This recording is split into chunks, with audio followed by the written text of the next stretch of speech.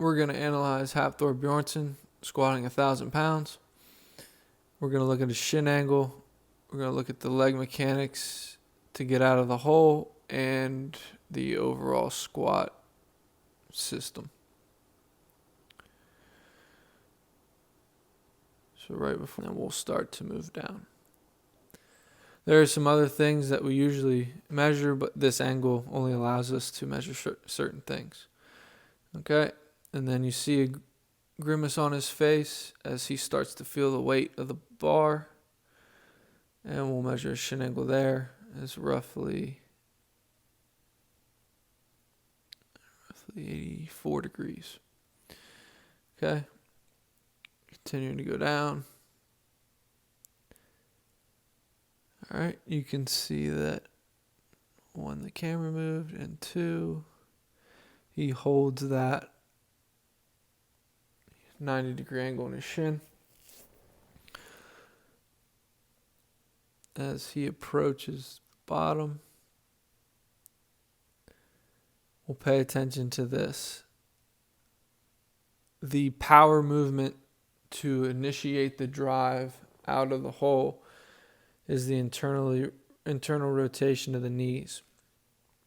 You can see his knee wrap through the middle of the metal, and then through the next couple frames it moves inside of both of the metal pieces. All right, that's a slight internal rotation to drive us out of the hole and initiate the upward movement. But make sure where a lot of people go wrong is those knees continue to go in. We have to have the strength to stabilize that knee once that initial power surge is through, and then the bar will come up, and we're driving with the legs, but we're also stabilizing the core at this point. This is where most people fail because the core gives out, not because of the legs, mostly because of the core. All right, and we'll see the shin angle as he goes through here. Okay, staying right around 90. All right, and he gets to the top. All right. And drives it up.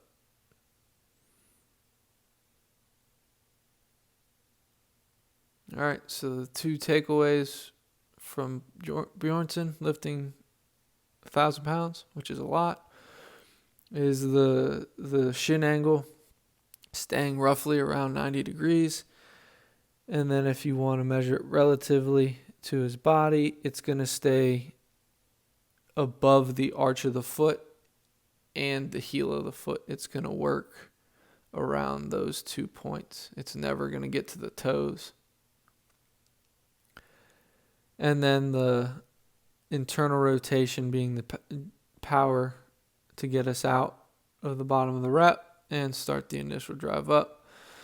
But understanding that the core has to take over as soon as that internal rotation gets towards that center line. And then the bar will come up. All right, so we'll go compare it to the other rep. Now we're going to analyze this rep against Bjornsson.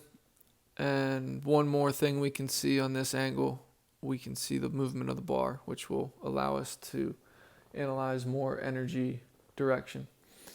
But we will also compare the shin angles. And then one thing you'll see in this video is that there won't be a noticeable internal rotation of the knees, and that will be caused because of the shin angle.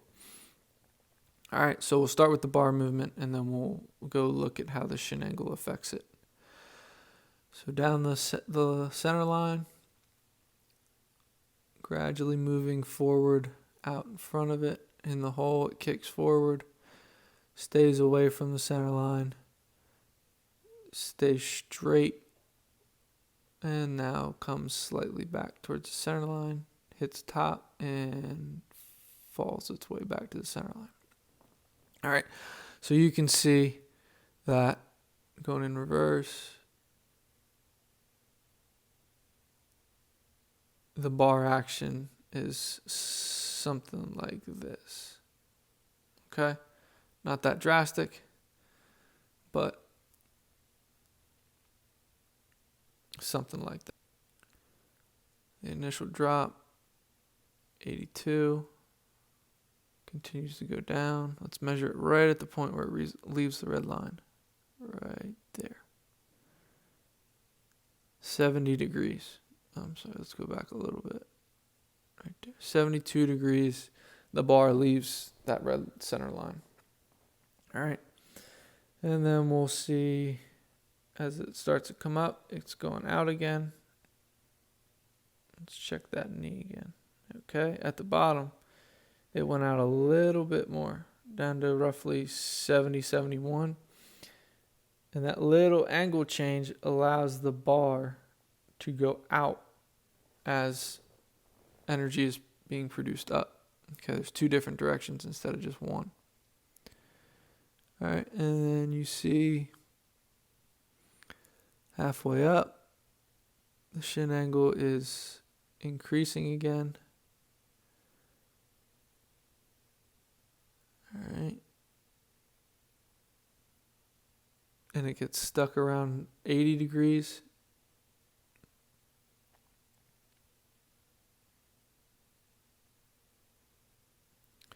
And then at the top, the shin angle falls back.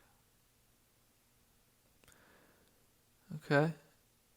Now, we're going to go back down here, and we're going to look at that internal rotation of the knee.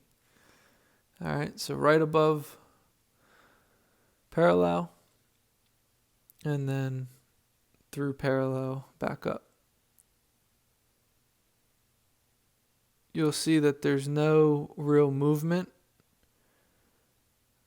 of the knees in, okay, and that's because there's no room for them to move in. They're already in. If the knees were out, they could move in, but since they're already in, they can't move further in. That would put the body in a bad position, and the body knows that.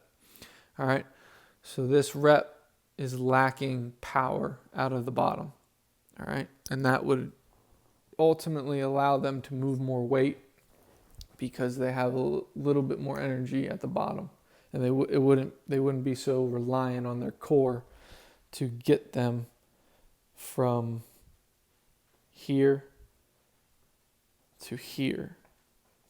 Okay, their core is getting them majority of this rep. When we go back and look at the relative measurement, we look at the knee compared to the arch of the foot. All right, and we'll do it. It's roughly here.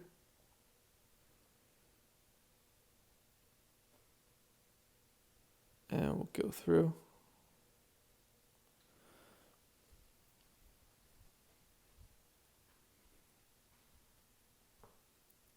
A little bit more leeway out here. Is that angle? But you can see that he spends a lot of time in front of the arch of his foot on his toes. Okay?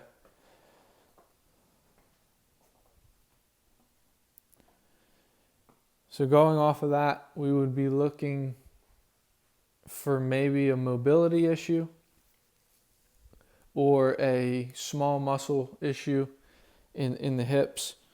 Not issue, but lack of mobility or lack of strength in a little area that doesn't allow those mechanics to happen. Or we would look at it on a technical level. Are you thinking about these movements? Obviously at 405 pounds, you're not going to be thinking too much about movements. You're going to be completing the rep. But can we train at lower weights and focus on those movements to translate them to higher weight reps? So overall, shin angle is going to be most important in your squats in order to move the bar straight up and down and take all the stress off the knees, ankles, and back.